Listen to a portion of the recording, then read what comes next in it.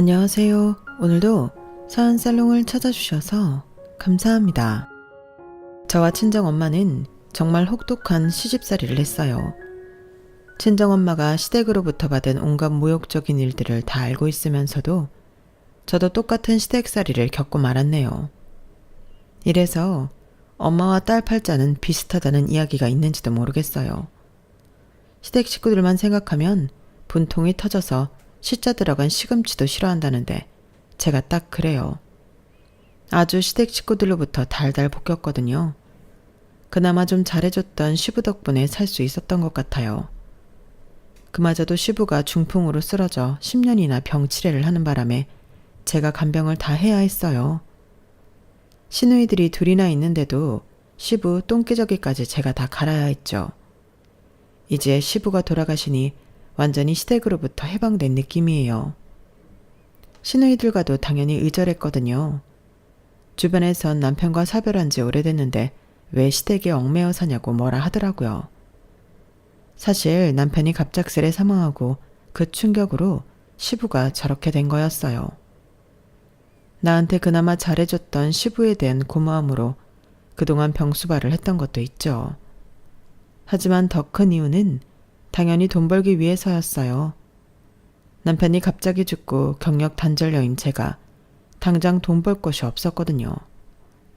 우리 쌍둥이들을 직접 키우며 돈까지 벌 수 있는 길은 집에서 시부를 간병하는 일뿐이었어요.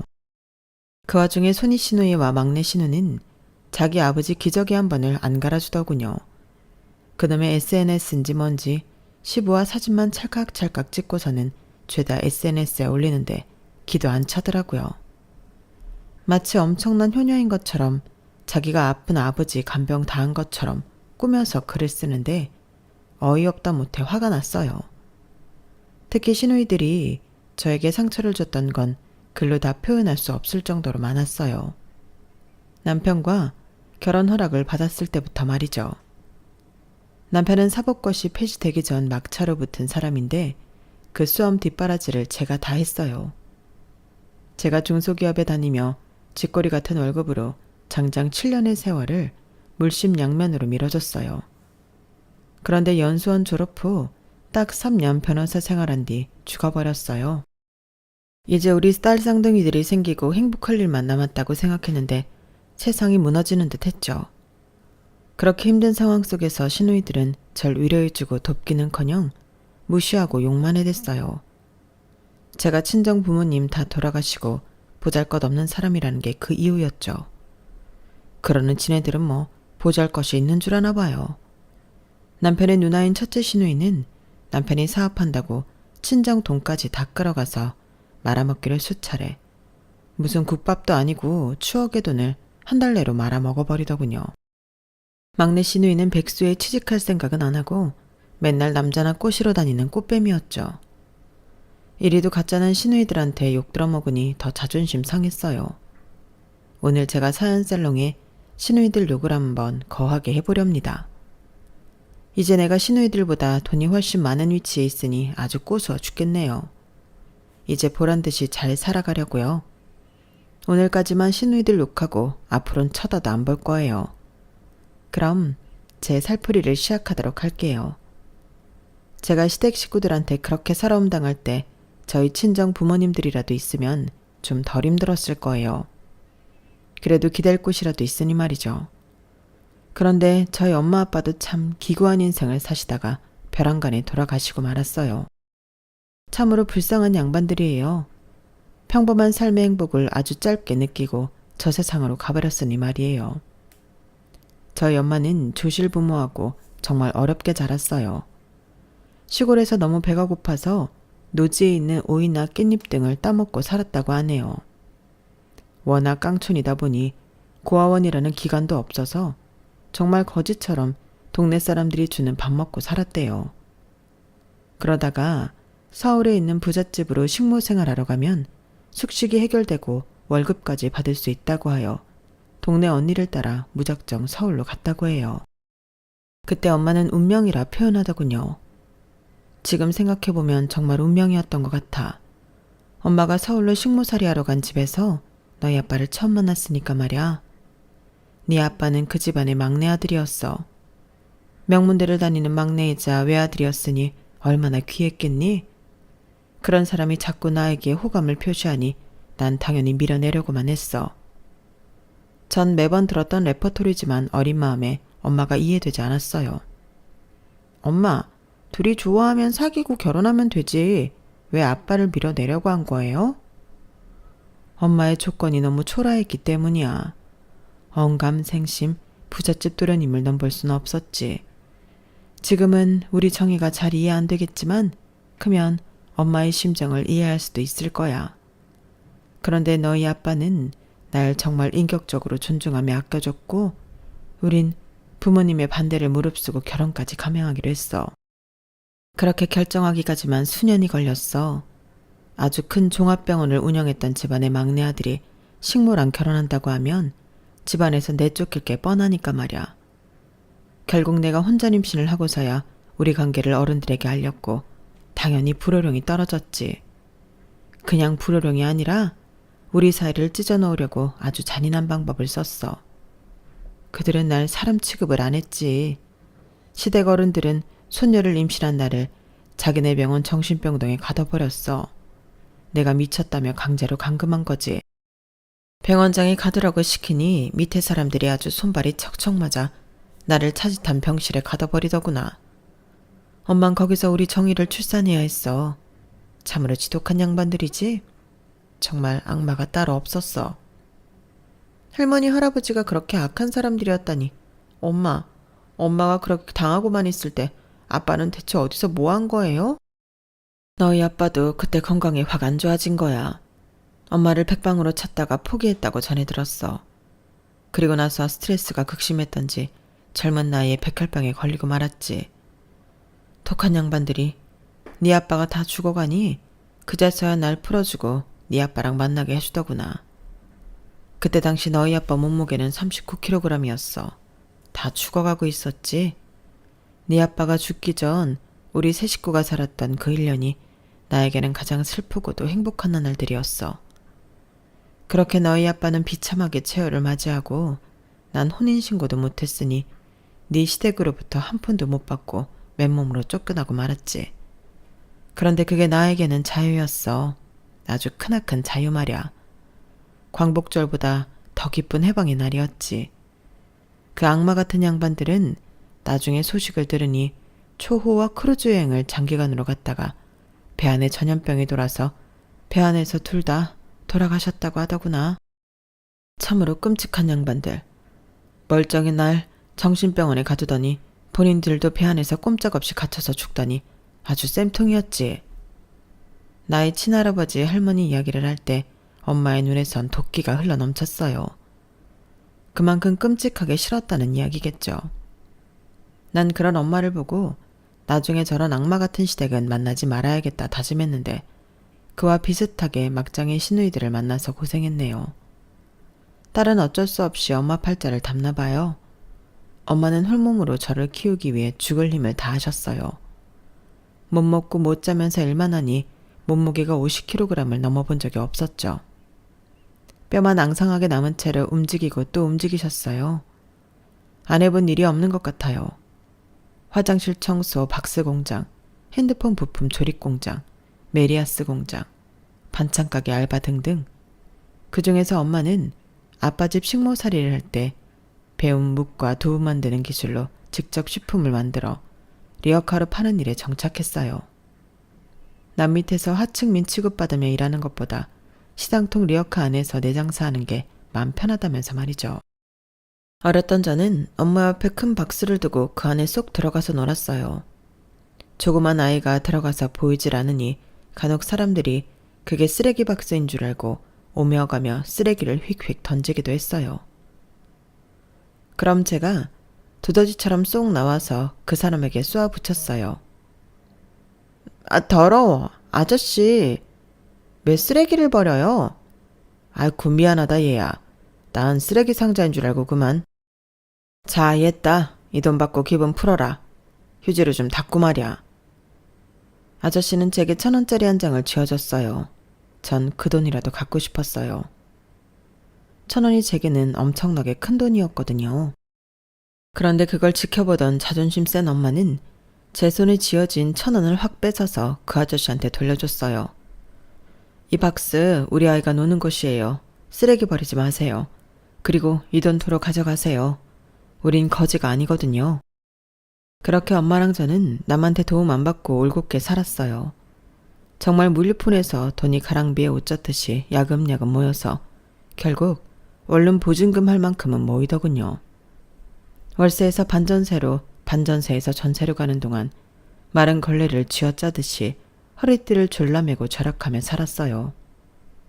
전세금 마련을 위해 있는 돈을 다 때려놓고 나니 또다시 현금은 다 떨어졌어요. 심지어 한동안 두부장사 묵장사가 안 될 때는 현금이 너무 없어서 전기가 끊기고 수도도 끊길 때가 있었어요. 요즘 세상에 이런 집이 있을까요? 하지만 옛날에 없는 사람들은 이렇게 비인간적인 환경에서 살 때도 있었어요. 제가 그 산 증인이죠.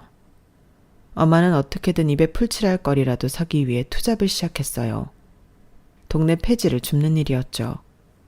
두부 장사가 잘 안 되는 시간을 이용해 이미 있는 리어카로 폐지를 실어다 팔았어요.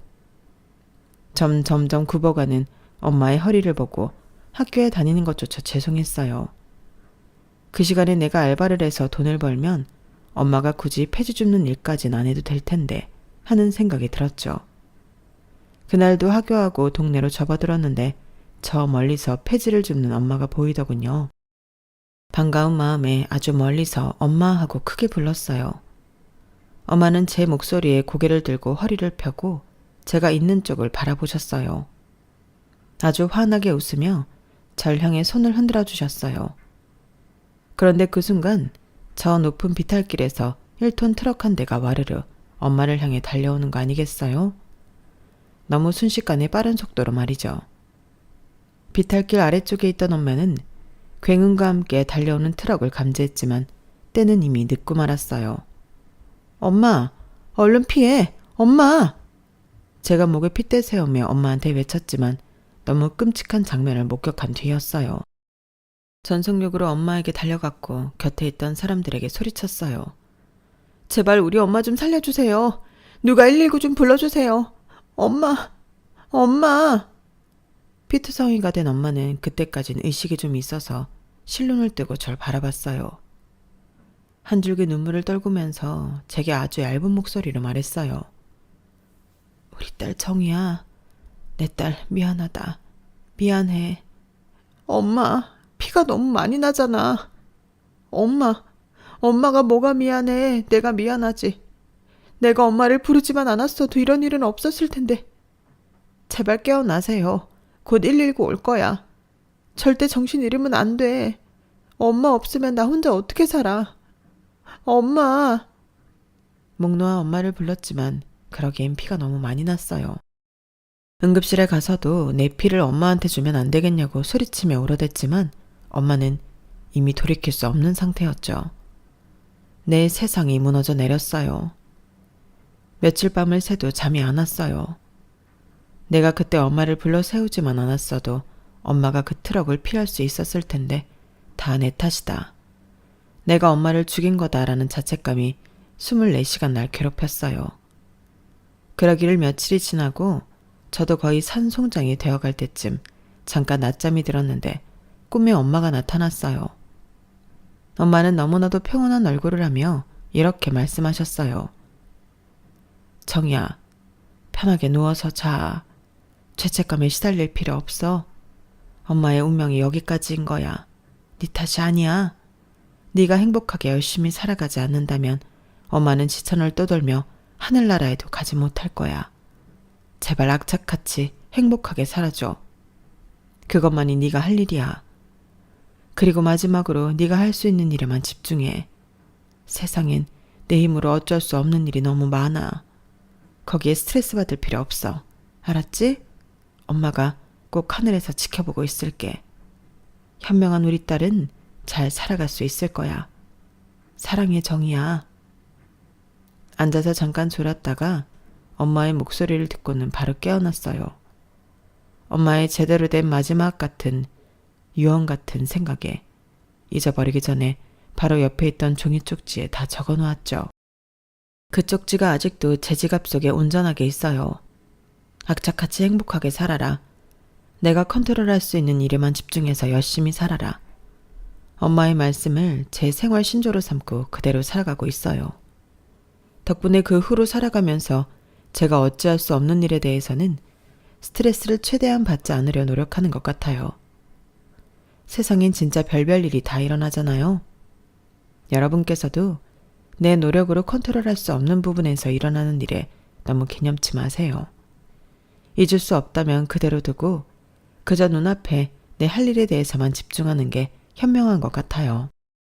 어쨌든 그 후로 엄마는 내 가슴 속에 별로 묻어두고 일상생활을 이어가야 했어요.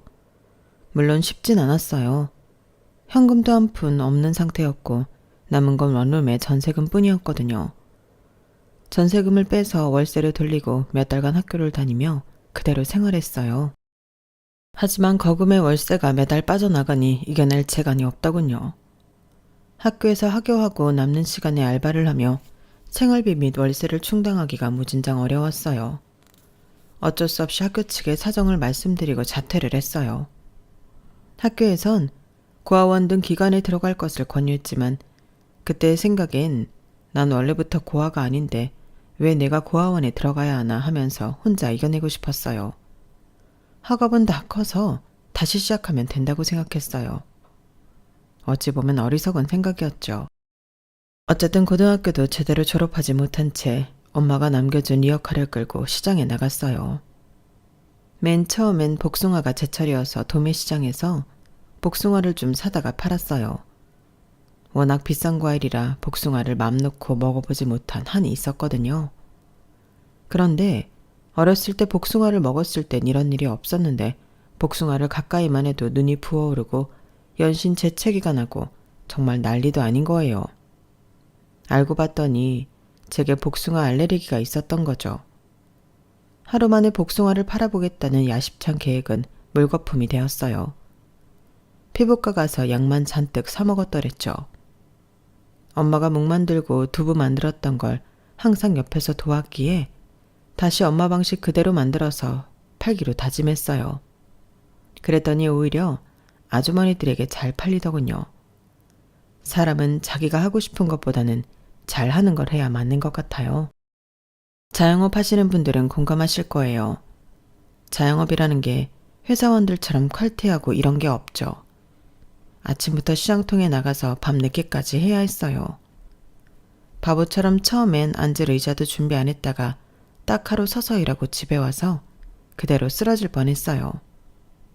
바로 다음 날부터 플라스틱 의자를 준비해서 앉아가면서 장사했어요. 4, 5시쯤 장시간에 장사가 한창 잘 될 때는 정신없다가 저녁 시간이 되면 폭풍처럼 배가 고프기 시작했어요. 바로 앞 편의점에 있는 라면을 후루룩 쩝쩝 아주 맛나게 먹고 있는 남자가 있더군요. 무슨 먹방 보듯이 그 남자가 라면을 흡입하고 있는 장면을 뚫어지게 쳐다봤어요. 그러다가 눈이 딱 마주쳤어요. 갑자기 머쓱해져서 다른 곳으로 시선을 돌리고 말았죠. 제 머릿속엔 얼른 장사 끝내고 집에 가서 밥에 물 말아서 김치랑 먹어야지 하고 생각하고 있었어요. 그때 당시 고시원에서 살았는데 김치랑 밥은 항상 있었거든요. 그런데 갑자기 어둠 속에서 누군가가 제게 물건을 불쑥 내밀었어요. 누구세요? 불빛에 비쳐 다시 얼굴을 보니 아까 편의점에서 라면 먹던 남자였어요. 놀래켜 드렸다면 죄송해요. 독서실 오며 가며 예전부터 뵀었어요. 저보다 어리신 것 같은데 장사를 아주 열정적으로 하시더라고요. 김이 모락모락하는 묵이랑 두부 보면 너무 맛있어 보이더라고요. 아직 저녁 식사 전이시죠? 아까 편의점에서 제가 라면 먹고 있는 모습 보고 계시는 것 같아서 제가 컵라면하고 삼각김밥 사왔어요. 뜨신 물까지 받아놨으니 한 1, 2분 있다가 드시면 될 것 같아요. 삼각김밥과 함께 말이죠. 그 남자는 컵라면과 삼각김밥을 제게 줬어요. 저희 배꼽시계가 꼬르륵 꼬르륵 요동을 치고 있던 터라 감사합니다라는 짧은 말과 함께 바로 고개를 쳐받고 먹었어요. 그 남자가 제게 음식만 전달하고 가는 듯 했거든요. 창피함도 없이 정말 흡입하듯이 후루룩 쩝쩝 순식간에 다 먹었더랬죠. 한참을 먹고 고개를 들었더니 그 남자가 이번엔 웬 음료수를 들고 찾아왔더군요. 아까 봤던 남자였는데 또 놀랬네요. 아이쿠. 아유, 또 놀래켜드린 건가요? 식사하시는데 죄송합니다. 물도 없이 드시는 것 같아서 제가 음료수 하나 사왔어요. 전 진짜 가볼게요. 다시 독서실로 돌아가야죠 뭐. 그럼 안녕히. 숫기가 없었던 저는 괜시리 얼굴이 붉어졌어요. 안녕히 가시라는 말도 제대로 하지 못한 채 음료수만 들고 있었네요. 그도 그럴 것이 제 나이 20살에 가까워지고 있었는데 사춘기 이후로 남자와 말해본 적이 거의 없었어요. 고등학교 중퇴긴 하지만 여중 여고를 다녔었고 그동안 먹고 사느라 정신이 없었거든요. 어쨌든 그 일이 있고 난 후 이상하게도 그전에 눈에 띄지 않던 그 남자가 매일같이 눈에 밟혔어요. 독서실이 시장통에 있었기 때문에 매일 마주쳤어요. 그 남자가 제게 아주 열심히 눈을 맞춰가며 인사를 했기 때문에 더욱 눈에 띄었는지도 모르겠네요. 시간이 흐를수록 그 남자가 내 기력하에 와서 말을 거는 횟수가 잦아졌어요. 장사가 뜸한 시간대를 알아놓고는 하루에도 몇 번씩 찾아왔어요. 우린 시장통 내 리어카 앞에서 대화를 나누며 서로에 대해 많은 걸 알아갈 수 있었어요. 그의 이름은 임효찬이었고 나이는 20대 중후반이었어요. 군대도 다녀오고 대학도 졸업한 채로 사법고시를 준비하는 사람이었어요. 그때 당시 사법고시가 폐지되고 로스쿨이 들어선다는 기사가 났던지라 그 사람은 똥줄 타며 공부하고 있더군요. 그런데 똥줄 타는 것 치고는 너무 열심히 안 했어요. 특히 저 때문인 것 같아서 그 사람이 수험생이라는 걸 안 뒤로는 제가 공부에 매진하라고 말할 정도였으니 말이죠. 그렇게 어려운 시험 준비하면서 저랑 이렇게 노닥거릴 시간이 없을 것 같아요. 괜히 제가 시간 빼는 것 같아 죄송하네요. 얼른 독서실로 들어가서 공부하세요. 정희 씨가 내 머릿속에 들어와 떡하니 앉아있으니 공부에 집중이 안 되는 건 맞긴 하네요. 그럼 이렇게 하죠. 우리 이 시간부로 연인합시다. 정희 씨를 내 여자로 딱 결정해 놓으면 맘 놓고 사법고시 준비할 수 있을 것 같아서요. 어때요, 내 제안? 그때 제가 딱 20살이 됐을 시점이었는데 그의 갑작스런 연인 제안에 또 얼굴이 발그레해졌어요. 그런데 지난 몇 달간 그와 나눈 이야기들, 그 시간들이 너무나 달콤했기 때문에 거절하고 싶지가 않았어요. 엄마 이후로 누군가에게 기대고 싶어지는 마음이 처음이었거든요. 이 세상에 가족이라고는 아무도 없이 매일 리어카 끌고 장사하러 다니는 생활에 그가 활력이 되어줬죠. 나름 서울에 좋은 대학 나오고 변호사가 되려는 그와 사귄다는 게 내 자신이 염치 없이 느껴졌지만 그런 거 다 차치하고 그의 여자친구가 되고 싶었어요. 그래서 바로 오케이 해버렸죠. 그렇게 연인이 되고 나니 오히려 남친은 만족해하며 공부에 좀 더 매진했어요. 하지만 워낙 어려운 시험이었으니 남친 나이 30이 넘도록 합격하지 못했죠. 아우, 또 떨어져 버렸네. 꼭 1차는 붙는데 2차에서 계속 떨어진다니까? 자기야, 좀만 기다려줘. 내가 꼭 합격해서 자기 호강시켜줄게. 추울 때 추운 데서 일하고 더울 때 더운 데서 일하는 거 안 하게 해줄 거야. 안쓰러워서 못 봐주겠어. 그즈음 리어카를 끌고 시당통 여기저기 다니며 장사를 하는데 저도 점점 지쳐가고 있었어요. 그도 그럴 것이 제 장사가 잘 돼가니 어느 장소에 가든 그 근처 상점의 주인이 뱁새 눈을 하고 절 쫓아내곤 했거든요. 아니 왜 남의 가게 앞에서 리어카를 해놓고 장사하고 지랄이야. 우리 가게 들어오는 손님 다 맞고 말이야. 멀리서 내 가게가 안 보이잖아.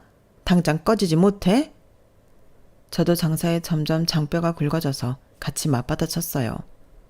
아니 아줌마, 이렇게 멀리 떨어져서 장사하는데 아줌마 가게가 안 보이긴 왜 안 보여요.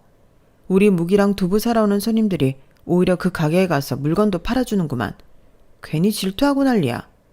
내가 어리니까 물처럼 맹한 줄 아는 모양인데 계속 장사 방해하고 나한테 호통치면 나도 가만히 있지 않을 거예요. 그토록 수기가 없던 제가 시당통 짬밥 몇 년을 거치다 보니 이렇게 용기 있어지더군요. 하지만 장사에 대해 계속 회의를 느끼고 있긴 했어요. 남친 말대로 더울 때 더운 데서 일하고 추울 때 추운 데서 일하면서 건강도 많이 망쳐가고 있다는 게 체감될 정도였죠. 남친이 제 고민을 듣더니 책을 몇 권 사다 줬어요. 그리고 자기 용돈을 쪼개어 독서실을 끊어줬어요. 자기야, 장사는 장사 시간에만 잠깐 하고 당분간 이 책으로 중소기업이라도 취업 준비하자. 일단 검정고시 먼저 통과하고 말이야. 남친의 제안대로 검정고시 먼저 준비했고 그리 어렵지 않게 패스할 수 있었어요. 그리고는 전산회계 책 등으로 격리직을 준비했고 어려웠지만 열심히 공부했죠. 남친 독서실에서 말이에요. 중소기업 취직에 필요한 최소한의 자격만 준비해서 취업에 성공했어요. 조금 어린 나이였던 점이 오히려 플러스로 작용한 것 같았어요. 처음으로 직장인이 되어 또각구두 신고 출근하는데 눈물이 날 지경이었죠. 추울 때 온풍기 나오고 더울 때 에어컨 나오는 사무실. 심지어 나만의 책상에서 일할 때면 너무 행복했어요. 비록 월급은 엄청나게 적었지만 직장 생활은 마냥 행복하기만 했어요. 남친은 어머니를 일찍 여의고 아버지와 누나 그리고 여동생과 살고 있었어요. 남친 아빠는 노동일하며 근근히 먹고 사셨고 누나는 시집을 잘 못 가서 맨날 맞고 살고 사업한다는 매형한테 돈 뺏기며 지내고 있다고 했어요.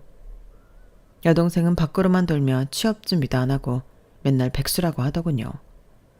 그런 집안에서 용돈 받으며 편하게 수험 생활을 지속할 수는 없었어요. 하지만 변호사가 평생의 꿈이라고 하니 시험 준비하지 말고 그냥 취업하라고 말릴 수도 없는 노릇이었어요. 그나마 먼저 취업하여 돈 벌고 있던 제가 남친의 수험 비용의 대부분을 대주기 시작했어요. 남친은 제 첫사랑이자 마지막 사랑이라고 여겼거든요. 가족 없는 제게 남친은 이 세상의 전부였어요. 가족보다 더 가족 같은 남친에게 돈을 투자하지 못할 이유는 없었죠. 그렇게 뒷바라지하기를 어언 7년. 남친은 사법고시 폐지되기 전에 가까스로 합격을 하였어요. 저를 비롯해 본인 가족들까지 모두 포기할 때 즈음에 붙은 거예요. 합격 소식을 듣고 남친과 얼싸안고 몇 시간을 울었어요. 이제 고생 끝, 행복 시작이라고 생각했어요. 내 인생은 핑크빛으로 온통 행복할 일만 남았다고 생각했죠. 연수원에 들어간 남친은 제게 프로포즈 했어요. 연수원에서 결혼하는 동기들이 제법 된다면서 말이죠. 두말할 것도 없이 당연히 예스를 외쳤고 남친의 가족들을 만나 뵙기로 했어요. 그런데 앞불싸. 남친처럼 착하기만 한 가족들일 줄 알았는데 이거 뭐 장난이 아니더군요. 특히나 예비 시누이들이 싸가지가 바가지였어요. 자기 동생이 사법고시 합격했다고 마치 본인들도 신분이 상승한 것처럼 절 깔봤죠. 네가 내 남동생이랑 7년을 사귀었든 10년을 사귀었든 상관없어. 이 만남은 애초부터 잘못됐다 이거야. 내 남동생이 지금 열쇠 몇 개를 가져올 부잣집 딸내미한테 장가가도 모자랄 판에 뭐? 고등학교도 제대로 못 나온 가족 없는 년한테 장가를? 나 참 기가 차서 정말. 안 돼. 절대 결혼 용납 못해. 기가 차는 건 저였어요.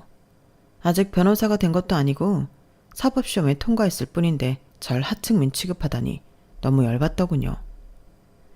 제가 효찬씨 고시 준비할 때 7년이나 뒷바라지한 건 잘 아시죠? 제가 회사 다니면서 번 돈으로 용돈이며 독서실비, 책가까지 다 대줬다고요. 이제 와서 저보고 꺼지라고요? 그렇게는 못하겠네요. 분위기가 점점 과열되자 남친 아빠가 나섰어요. 효정아, 이 아가씨 말이 맞다. 우리가 효찬이 공부하는데 해준 게 뭐가 있냐. 이 아가씨 덕분에 우리 아들이 사법고시에 합격할 수 있었으니 당연히 결혼 허락해줘야지. 뭐 말이 많아? 남친 아빠가 이렇게 큰소리치며 나서줬더니 예비 시누이들이 입을 삐죽이면서도 아무 말 못하더군요. 너무 감사했어요. 그렇게 우리 커플은 남친 연수한 1년 차에 바로 결혼했어요. 아직 남편의 돈벌이가 거의 없으니 당연히 제 월급으로 신혼생활을 했죠. 집도 절도 없으니 시댁에 얹혀 사는 것도 당연했고요. 돈 한 푼 없는 줄 알았던 시댁은 의외로 시부가 꿍쳐놓은 부동산이 좀 있었어요. 그런데 하도 시부의 돈을 시누이들이 이리 빼먹고 저리 빼먹고 해서 아예 자식들에게 풀질 않더군요. 시부 자체가 워낙 구두쇠이기도 해서 우린 정말 풀떼기만 먹고 살아야 했어요. 무슨 초식동물도 아니고 하도 고기가 먹고 싶을 때면 남편만 따로 불러서 외식을 하고 오기도 했어요. 그럴 때면 귀신같이 고기 냄새를 맡고 같이 살던 막내 시누이가 와서 지랄을 했죠. 아니 새언니, 못 빼어먹은 티를 작작 내야지. 이렇게 예의를 밥 말아먹고 살아서야 어디 같이 살 수 있겠나? 고기를 먹으려면 식구들 다 같이 먹어야지. 단둘이 처먹고 온 거야? 네 참, 이래서 중조를 집안에 들이면 안 된다니까? 백수 주제에 말이라고 다인 줄 아나. 정말 막내 신우의 막말은 해가 갈수록 더했어요. 맨 처음엔 좀 참다가 나중에는 심하게 맞받아쳤어요. 그랬더니 좀 잠잠해지더군요. 중졸인 나보다 고졸인 아가씨는 뭐가 그리 못나서 돈 한 푼 못 벌고 빌빌대시나? 그렇게 고기가 드시고 싶거든 나가서 직접 돈 벌어서 사드세요. 백수 주제에 돈 버는 사람 무시하고 난리야. 이렇게 같이 쏘아주지 않으면 한도 끝도 없이 사람 무시하는 종자들이 바로 2명의 시누이들이었어요. 같이 맞부딪히면서도 제 마음은 점점 피폐해져 갔어요. 시댁살이가 보통 힘든 게 아니더군요. 남편은 연수원 졸업하고 변호사가 되었어요. 하지만 나이 많고 사시 성적이나 연수원 성적이 좋지 않아 그런저런 로펌에 취직이 됐어요. 사자 붙은 전문직은 무조건 월 1,000 이상은 벌 줄 알았는데 오히려 대기업보다 못한 월급이었죠. 그래도 이제 맞벌이를 하게 됐으니 조금 숨통이 튀었어요. 그렇게 한 3년 정도가 지나고 전 쌍둥이를 임신하게 됐어요. 그토록 기다리던 임신이었는데 자꾸 피가 비치고 유산기가 있어서 할 수 없이 직장을 퇴직해야 했어요. 복지가 좋은 곳도 아니라서 병가를 길게 낼 수도 없었거든요. 그래도 남편을 믿고 퇴직하고 병원에 입원도 하고 집에 누워있기도 했어요. 당연히 제가 누워있던 꼴을 못 보던 시누이들이 쌍으로 공격을 해댔죠. 아이고, 오랜만에 친정에 와봤더니 저것이 또 누워있네 그래. 옳게. 누구네 안 가져봤어? 어디서 공주처럼 맨날 쳐 누워있고 지랄이야. 얼른 일어나서 집안일 하지 못해? 평소 같았지만 맞받아치겠는데 임신을 하고 나니 호르몬 탓인지 자꾸만 눈물이 났어요. 그날은 말도 못할 정도로 꺼이꺼이 울어버렸죠. 도저히 더 이상은 참을 수 없어서 퇴근하는 남편을 붙잡고 호소했어요. 나 더 이상은 시댁살이 못하겠어. 그동안 모아놓은 돈도 있으니 당장 나가 살자. 분가하자고. 제가 울면서 호소하니 남편도 놀라서는 당장 나가 살 집을 알아봤어요. 작은 전셋집 하나를 알아보고는 토요일에 계약하러 가자고 하더군요. 아직 계약도 안 했는데 뛸 듯이 기뻤어요. 토요일만 손꼽아 기다리고 있었죠. 그런데 금요일 밤 남편은 심장마비로 저 세상으로 떠나고 말았어요. 단잠을 자고 일어났더니 남편이 싸늘하게 식어 있었죠. 여보, 자기야, 이 사람이 왜 이래? 왜 안 일어나는 거야? 아버님 아가씨, 이리 좀 와봐요. 이 사람이 이상해요. 얼른 119 좀 불러주세요. 전 친정엄마가 사고 났을 당시 119 좀 불러달라며 목 놓아 울었던 기억이 떠올랐어요. 남편까지 엄마와 똑같이 저 세상으로 가버릴까봐 너무 무서웠는데 결국 그렇게 되고 말았죠. 만삭이었기에 제배는 남산만 했고 딸 쌍둥이가 태어나기 직전이었어요. 그런데 세상에 이럴 수가. 나쁜 일은 한꺼번에 들이닥친다고 하더니 하나뿐인 외아들이 심장마비로 죽어버린 것에 충격을 받은 시부가 중풍으로 쓰러진 거예요. 그 와중에 전 딸아 쌍둥이를 저 혼자 낳아야 했고 산후조리도 제대로 못한 채 시댁으로 들어와 중풍으로 누워있는 시부의 병간호까지 해야 했어요. 그때까지 제 인생에서 험단한 일을 다 겪었다고 생각했는데 아니었어요. 그보다 100배, 1000배 힘든 일들이 겹겹이 닥쳐왔죠. 의식은 있었지만 몸은 거의 움직일 수 없던 시부의 간호를 제가 다 해야 했어요. 시누이들은 뭐 했냐고요? 뻔할 뻔짜죠 뭐. 병 간호하는 신용만 대충 하고는 내뺐어요. 그들의 태도에 화가 나서 저도 다 그만두고 집을 나가려 했어요. 그래도 저한테 잘해주시고 늘 제 편을 들어준 시부한테 죄송하지만 이미 남편과 사별한 후였으니 내 할 몫은 다 했다고 생각했거든요. 시부에게 제 뜻을 조심스레 말했어요. 그랬더니 시부가 힘겹게 입을 열더군요. 미안하다 아가. 남편까지 죽은 너한테 시아버지 병수발 들게 해서 정말 미안해. 그런데 내가 믿을 사람은 오직 너밖에 없구나. 내가 딸 자식을 잘못 키워서 딸들도 다 못 믿을 존재가 돼버렸다. 남보다 못한 년들이야. 내가 살면 얼마나 더 살겠니? 앞으로 이 집에서 날 간병해주면 내가 생활비며 차후에 살아갈 돈까지 쥐어주마. 우리 소녀딸들 미래까지 생각해서 말이야. 이 시아비를 불쌍히 여겨서라도 부탁 한 번만 들어주면 안 되겠니? 맘 같아선 정말 시댁에서 나가서 우리 쌍둥이들 키우며 살고 싶었어요. 그런데 현실이 얼마나 냉혹한지 누구보다 잘 알고 있었죠. 아직 핏덩이인 저 아이들을 데리고 고졸인 제가 다시 취업할 회사를 알아보고 두 아이를 키우며 사는 것이 녹록지 않다는 걸 잘 알고 있었어요. 그래서 시부의 제안을 받아들였어요. 그래도 돈 한 푼 안 드는 시부지만 부동산 재산이 좀 있다는 건 알고 있었거든요. 시부가 허튼 소리 할 뿐은 아니니 간병을 하면서 집에서 아기를 키우고 있으면 좀 더 안정되게 살 수 있을 거라고 생각했어요. 시부는 본인이 얼마 못 살 거라고 했지만 그 후로 장장 10년을 더 사셨어요. 그 10년의 세월 동안 제가 남몰래 훔친 눈물은 이루 말도 못해요.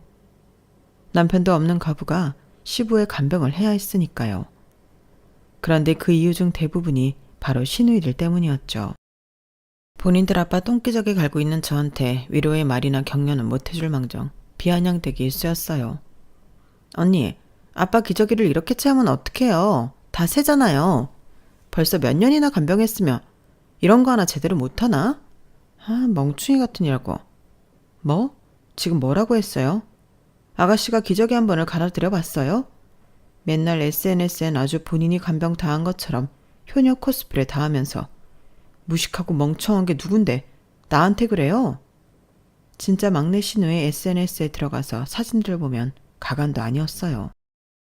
모든 집안일이며 간병을 마치 자기가 하는 것 마냥 착한 척하는 게 역겹더군요. 큰 신우는 더했죠. 자기 남편 사업자금 대달라고 중풍으로 누워있는 시부를 아주 구워 삶았어요. 아빠, 이번 한 번만 계좌로 돈 넣어주면 내가 진짜 다신 사업자금 대달라고 입도 뻥긋 안 할게요. 진짜라니까요. 제발 첫째 딸 한 번만 살려주세요. 네? 시부가 돈을 안 줄 때는 아주 눈물의 쇼를 해가며 세상 불쌍한 척을 다 하더군요. 시부 방에서 나올 때는 눈물 싹 씻고 바로 지 남편한테 전화를 했죠. 여보, 나 아빠한테 돈 받아냈어. 당신 벤츠 한 대 뽑아. 괜히 더 낮은 급으로 사지 말고. 사고 싶은 차 사라고. 정말 사이코패스가 따로 없다고 느껴졌어요. 시부가 중풍으로 누운 지 10년이 다 될 쯤 오히려 몸이 더 좋아지는 것 같았어요. 시부가 제게 감사의 인사를 할 정도였으니까요. 며느리야, 내가 네 덕분에 이렇게 10년의 세월을 버틸 수 있었다. 내가 얼른 죽어줘야 네가 자유의 몸이 될 수 있는데 정말 미안하고 또 미안하다. 앞으로 얼마나 더 살 수 있을지는 모르겠다만 내가 다 준비하고 있다. 너한테 은혜 갚을 준비 말이야. 시부는 이렇게 뜻모를 말을 하고는 얼마 후에 심장마비로 돌아가시고 말았어요. 10년의 투병 끝에 시부가 점차 기력을 회복한다고 생각했는데 갑자기 심장마비로 돌아가시자 허무하더군요. 그동안의 내 노력이 마치 물거품이 된 것 같았어요. 그래서 더더욱 서럽게 울었죠. 시부가 돌아가시자 생전에 작성했다던 유언장을 시누이들이 열심히 분석하고 있었어요. 엄청나게 좋아하면서 말이죠. 저도 옆에서 지켜봤더니 10년 동안 모신 내게는 버려진 땅을 주셨고 시누이들에게는 명당을 물려주셨더군요. 눈물이 찔끔 날 만큼 섭섭하기 그지 없었어요. 재산을 물려받은 시누이들은 그저 좋아서 난리치더군요. 저한테 보란듯이 말이죠. 옳게 아무리 10년을 간병했어도 자식하고 며느리는 다른 법이야. 우린 아빠의 피가 섞인 딸내미들이니까 말이야. 그렇게 먹먹한 마음으로 장례를 치른 후 시댁에 도착했는데 등기 우편을 들고 웬 변호사가 찾아왔더군요. 김정희 씨 계신가요? 돌아가신 임재진님께서 며느리이신 김정희 씨한테 특별한 땅을 물려주셔서 정확히 설명해 드리려고 찾아왔어요. 생전에 임재진님께서 부탁하신 내용이기도 하고요. 전 무슨 내용인가 싶어서 변호사한테 힘없이 말해서요. 저 그 버려진 땅 말씀이신가요? 저번에 부동산에 문의해봤더니 그거 쓸모도 없는 땅이라던데요. 그건 그때 얘기고요. 잘 모르는 복덕방 아저씨 말 들으시면 안 되고요. 자, 보세요. 이번 첨단 산업도시에 편입되는 땅이어서 미친 듯이 가격이 치솟았어요.